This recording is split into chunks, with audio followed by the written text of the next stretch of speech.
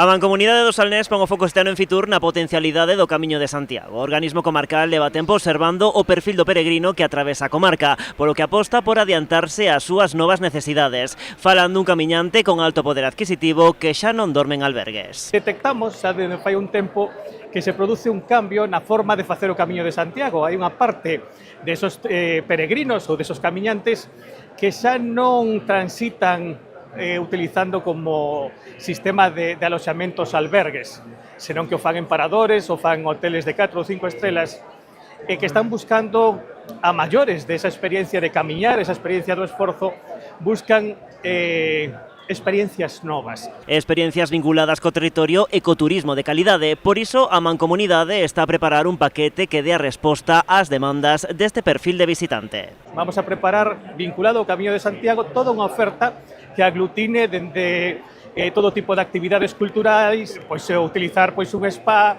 utilizar técnicas de relaxación, todo o que poda complementar ese esforzo que se ten que facer durante unhas horas e que despois podas disfrutar do noso territorio. Nesa liña, e co Camiño como eixo central, en Fitur a Mancomunidade presentou un vídeo que amosa ao público un conxunto de hotéis de 5 estrelas, termalismo, patrimonio ou natureza. Tamén ensinaron outra peza sobre experiencias concretas vinculadas ao enoturismo, unha proposta que vai na liña de captación de visitantes ao longo de todo o ano, pero sobre todo fora do verán. Nos agora mismo, no Salnés, este ano 2024, superamos o 1.600.000 turistas aloxados. Nos meses de verán xa acadamos os límites aconsellables, non? de ocupación, pero temos 10 meses para seguir medrando. E o Camiño de Santiago é un recurso moi interesante para elo.